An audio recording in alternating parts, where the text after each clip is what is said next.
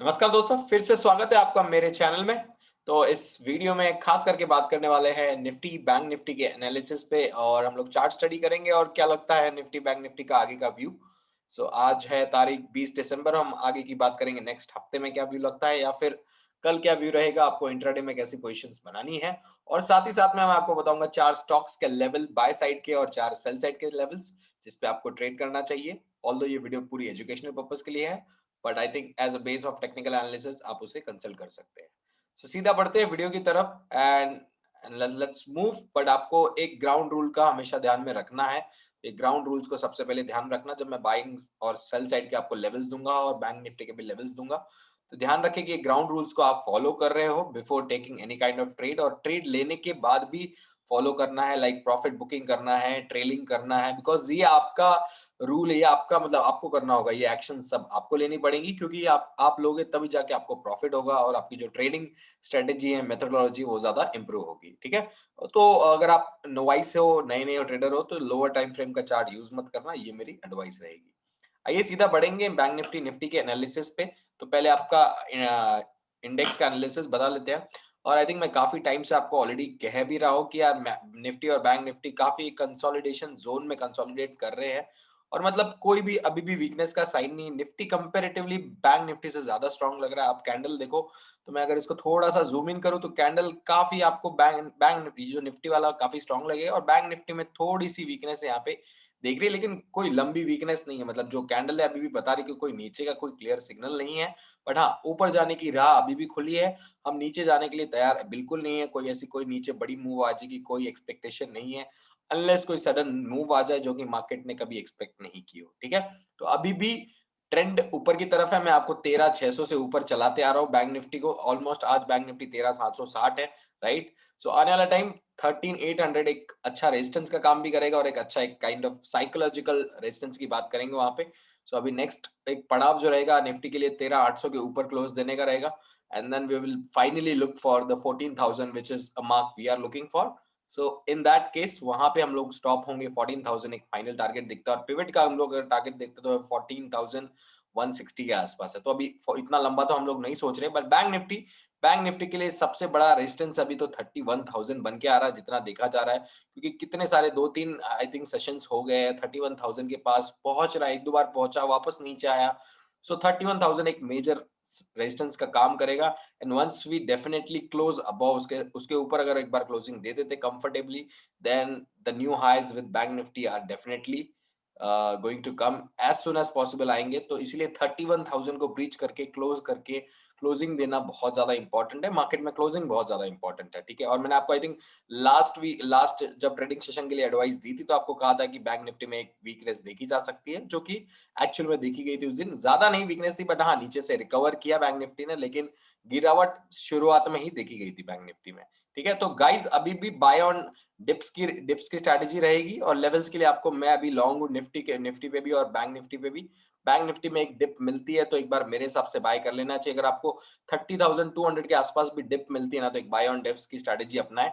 थोड़ा सा 200 पॉइंट का रिस्क रखे, and then you can hold your position. ठीक है, तो यहाँ पे आपको 30,100 के आसपास भी मिले तो एक बाय ऑन डिप्स की स्ट्रेटेजी अपनाए। 29,900 का स्टॉप लॉस लगा के लॉन्ग के लिए पोजिशनल होल्ड, इंट्राडे के लिए थोड़ा पोजिशनल बात कर रहा हूं मैं, तो इस हिसाब से समझे आप। तो ये अभी का इंडेक्स का व्यू बनते आ रहा है। कोई भी शॉर्ट जाने का कोई इरादा नहीं है मेरा, क्योंकि शॉर्ट में ज्यादा पैसा बनने की कोई प्रोबेबिलिटी नहीं है। ठीक है, तो गाइस एक और अपडेट है कि अगर आप चैनल पे नए हो तो प्लीज सब्सक्राइब कर लेना, ताकि आपको रेगुलर अपडेट्स मिलेंगे स्टॉक मार्केट से रिलेटेड, और बहुत सारे नए नए वीडियोस आते रहेंगे आने वाले टाइम में। तो please subscribe to the channel, और अपने फ्रेंड्स और फैमिली को भी फैमिली के साथ भी शेयर कीजिए। ठीक है, तो चलिए आई थिंक मैंने बैंक निफ्टी निफ्टी के लेवल्स ऑलरेडी शेयर कर लिए। मोटा मोटी आपको बता दिया है कि आपको कौन से साइड में रहना है, ताकि आप ज्यादा फायदेमंद रहेंगे। अब आ जाते हैं थोड़ी लास्ट डे की परफॉर्मेंस डिस्कस कर लेता हूं मैं आपसे, कि लास्ट डे हमने कौन कौन से स्टॉक्स दिए थे और उनका परफॉर्मेंस क्या रहा। तो हमने ये 4 बाइंग साइड के स्टॉक्स दिए थे: HUL, Jubilant food, TCS, Kotak bank. इसमें बाकी तीनों तो एक्टिव ही नहीं हुए, मतलब जो हमने लेवल्स दिए थे और ग्राउंड रूल्स को फॉलो करके भी जो हम कॉम्बिनेशन निकालेंगे तो कोई एक्टिव नहीं हुआ था।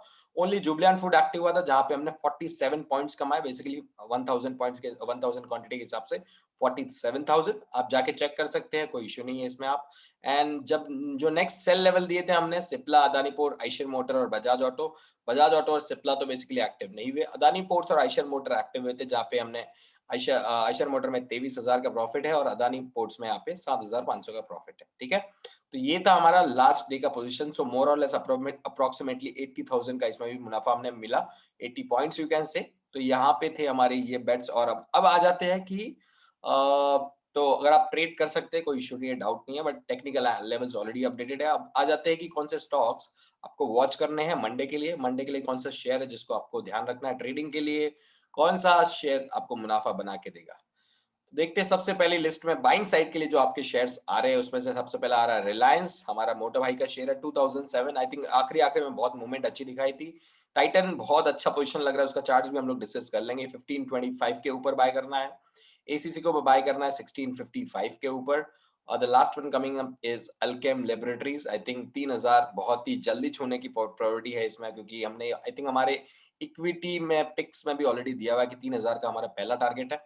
तो जैसे अचीव हो जाएगा हम लोग हमारे इक्विटी ग्रुप को अपडेट भी कर देंगे। हाय गाइस, तो ये थे बाइंग लेवल्स। और अब आ जाते हैं सेल साइड के लेवल में। कोटक बैंक थोड़ा सा वीक दिख रहा है, ना कोई मेजर करेक्शन नहीं एक्सपेक्टेड है। 1931 नीचे के नीचे सेल है। एसआरटी ट्रांस फाइनेंस 1017 के नीचे सेल करना है इसको। और बजाज होल्डिंग को भी सेल करना है 3061। प्रॉफिट बुकिंग एक्सपेक्टेड है थोड़ी, ऑलरेडी आई थिंक हमने इक्विटी ग्रुप में दिया था। टाटा स्टील भी 627 के नीचे इसको हमने सेल करना है। ठीक है, तो ये चारों को सेल लेवल दे रहा हूं मैं। So these are not kind of tips, but I am technical levels जो लगते हैं इंट्राडे के लिए कल, वो आपको ऑलरेडी सुझा देते हैं ताकि आप अपने डिसीजन अकॉर्डिंगली ले सके। तो आप ऐसा नहीं कि आप गलत व्यू लेके चल रहे हो कि टाटा स्टील वीक है और आप बाइंग साइड लेके चल रहे हो, तो ये आपको इंतला कर दिया गया है। ठीक है, तो ये थे हमारे कुछ बाइंग साइड और सेलिंग साइड के स्टॉक्स जो कि धमाका मचा सकते हैं कल मंडे को। और आ जाता हूं मैं मेरे स्क्रीनर पे। तो स्क्रीनर को आई थिंक मैंने, अगर आपको याद है तो मैंने आपको एक स्टॉक बताया था एलटीटीएस, 10% ऊपर था थर्सडे को भी। मैंने आपको फ्राइडे के लिए भी सजेस्ट किया था कि इसमें बहुत अच्छी मूव आएगी। तकरीबन 12% की मूव फ्राइडे को देखी गई है। और ये स्टॉक्स है जिसमें बहुत ही हलचल देखी गई है फ्राइडे को। LTTS, DCM Shriram, Timken, Pidilite, Cummins India और AU bank, Godrej industries, Tata communication, Thermax, IndusInd bank. ठीक है, इंडसइंड बैंक भी थोड़ा सा करेक्टिव मोड में है, तो उसको भी सेल साइड के लिए व्यू लेके चलना चाहिए, ये मेरा मानना है। ठीक है, तो ये 10 स्टॉक्स आपको ध्यान में रखना है, मतलब बहुत काफी वोलेटाइल रहे हैं फ्राइडे को, तो इसमें मूवमेंट बहुत अच्छी देखी जा सकती है, तो इसको आपको ध्यान में रखना है। एंड अकॉर्डिंगली आपको टेक्निकल नॉलेज होगा तो अपनी पोजीशंस अकॉर्डिंगली लेना पड़ेगा, बट मूवमेंट इसमें डेफिनेटली रहेगी। और ये हमारे कुछ शीट ऑलरेडी अपडेट हो चुकी है कि क्या लेवल्स रहेंगे अगर आपको इंट्राडे में बाय या सेल करना है। अगर आपको इसका एक्सेस चाहिए तो मेरे हैंडल पे पोस्ट करें, और ट्विटर पे आप मुझे बता सकते हैं, या फिर पर्सनली आप यूट्यूब पे भी मैसेज डाल सकते हैं, सो दैट आपको एक्सेस मिल जाएगा।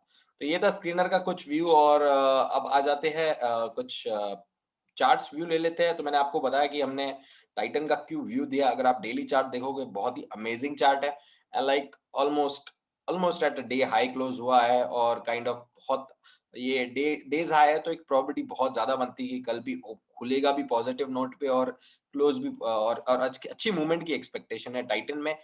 और एक और ध्यान में मैंने जो स्टॉक्स दिया नहीं है, but doctor Reddy looks very prominent stocks again. I think अपने 5500 5400 के लेवल को छूने की बहुत ज्यादा इसके यहाँ पे क्षमता दिख रही है। वॉल्यूम थोड़ा सा बिल्डअप हो रहा है, इंडिकेटर ने मूवमेंट चालू कर दिया है, एंड आई बिलीव लाइक कल भी पॉजिटिव मोमेंटम कंटिन्यू रहेगा जैसे कि इसने क्लोजिंग दी है। तो डॉक्टर रेड्डी को भी बाइंग साइड में आप ध्यान में रखना, ये रहेगा। और बजाज ऑटो भी I think looks very very prominent. ये काइंड ऑफ, अगर आप किसी को पैटर्न पता है तो this is a kind of flag and pole pattern कहा जाता है जिसे। तो this is kind of flag and pole pattern होता है। सो ये आप समझ रहे हो, तो this is a flag, and जैसे ही इसके ऊपर एक ब्रेकआउट मिलेगा तो 3500 would be on the definitely on the cards.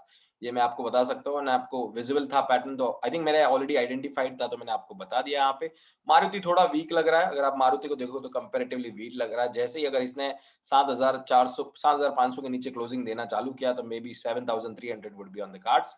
तो ये 3 स्टॉक्स ओवर एंड अबव मैंने आपको जो 4 स्टॉक्स सुझाए उसके ऊपर बता दिए already, and that's what how my thing is. और रिलायंस को भी देने का कारण है, तो रिलायंस देखो, आप रिलायंस को चार्ट को देखोगे तो बहुत ही सिंपल है, लॉजिकल है कि देखो रिलायंस क्या कर रहा है, ये है आपका 200 डेज का exponential moving average, very very simple, ठीक है। तो 200 डेज के एक्सपोनेंशियल मूविंग एवरेज से काफी दूरी बना रहा है, मतलब इतना सिंपल ट्रेड था। आप देखो 200 पे आया और सीधा सीधा आपको ट्रेड यहाँ से लेके 1800 से लेके वापस 2000-2100 तक की मूव वापस दे दी। तो नो ब्रेन ट्रेड होता है जब एक बार स्टॉक बहुत बड़ा हुआ और एक बार 200 एक्सपोनेंशियल मूविंग एवरेज की तरफ आता है, तो एक बार सपोर्ट बेस्ड बाइंग आपको लॉजिकली कर लेनी चाहिए। थोड़ा बहुत तो हिम्मत दिखानी पड़ेगी ताकि मुनाफा आप बना पाओ, ठीक है। तो रिलायंस अभी अगर आप देखो तो डिस्टेंस कर रहा है, मतलब 200 ईएमए से काफी डिस्टेंस बना के चल रहा है। तो यहाँ पे नीचे सपोर्ट की तरफ आ भी नहीं रहा, तो मतलब अभी कोई नीचे जाने की ज्यादा प्रोबेबिलिटी दिखती नहीं है। एक बार अगर 2000 के ऊपर चलेगा, कल इंट्राडे मूवमेंट में 2010 के ऊपर दिखा, तो मे बी 2030 और 40 रिलायंस में होते हुए दिखेंगे। तो जितने दिनों की जो मूवमेंट है, माइट भी एक दिन में कैप्चर हो जाए। तो ये कल देखने वाली ज्यादा मूवमेंट रहेगी, इसलिए हमने आई थिंक रिलायंस का कॉल भी आपको दिया है। एमसीएक्स का कॉल आई थिंक मैंने ट्विटर पे दिया, तो मैं ट्विटर पे बहुत अच्छे अच्छे कॉल्स पोस्ट करते रहता हूँ। आपको मैं जस्ट एन एग्जांपल बता देता हूँ कि ट्विटर पे कौन कौन से पोस्ट कर देता हूँ मैं आपको। तो यहाँ पे मैंने पोस्ट भी किया था, बर्जर पेंट को मैंने 680 पे पोस्ट किया था। आप देखोगे 572, एक्चुअली मैंने 570 पे पोस्ट किया था, 680 भी हो गया था। मैंने बाद में कहा था कि नेक्स्ट जो टारगेट है 700 और 720 के हो गए, तो आप बर्जर पेंट का स्टॉक जाके देख लो, 720 का हाई बन गया है, ठीक है, आप देख लेना। और एमसीएक्स का भी मैंने पोस्ट किया था 14 दिसंबर को कि 1708 था, तब कहा था कि 1742 टू 1748 ऑन द कार्ड है एक दो दिनों में। और आप देख सकते हो 17 दिसंबर और उस दिन का हाई था 1751। आप देख सकते हो स्टॉक प्राइस भी अपडेटेड है। तो बहुत ही आपको फ्री मिलती है, हैंडल मेरा ऑलरेडी डिस्क्रिप्शन में पोस्टेड है, आप जाके फॉलो कर लेना। बहुत ही फ्री एडवाइस भी मिलेगी और थोड़ा साइकोलॉजिकल और मेंटलिटी टिप्स, मतलब इन टर्म्स ऑफ माइंडसेट कैसा होना चाहिए मार्केट में, ये भी आपको एडवाइस मिलती रहेगी। तो आई होप गाइस, मैंने जो डिलीवर करना था मैंने आपको कर चुका हूँ। एंड आपको लगता है सीरियसली, आपको कुछ लगता है कि आपको कोई कंटेंट नया चाहिए, कुछ एड ऑन नॉलेज चाहिए, तो प्लीज कमेंट करें। कमेंट करोगे तो मुझे पता चलेगा, and then what you guys love, what you guys don't love, क्या आपको पसंद आ रहा है क्या नहीं आ रहा है, तो मैं आपके हिसाब से अडेप्ट हो सकूंगा और आपको मैं जो चाहिए वो दे सकूंगा, ठीक है गाइस। तो मैं आपके लिए बना रहा हूँ, तो प्लीज आप बताओगे तो ज्यादा फायदा होगा। So I request you guys to please mention in the comment that are you liking it, not liking it, what do you want more to us, कि कैसे करना चाहिए, चार्ट्स और एनालाइज करना चाहिए, वन टू वन डिस्कस करना चाहिए, कैसे होना चाहिए। Please let me know in the comment section, then we'll take up more. Okay guys, so thank you so much for watching my video and love you so much. See you next time. Bye bye, take care. Jai Hind, Jai Bharat.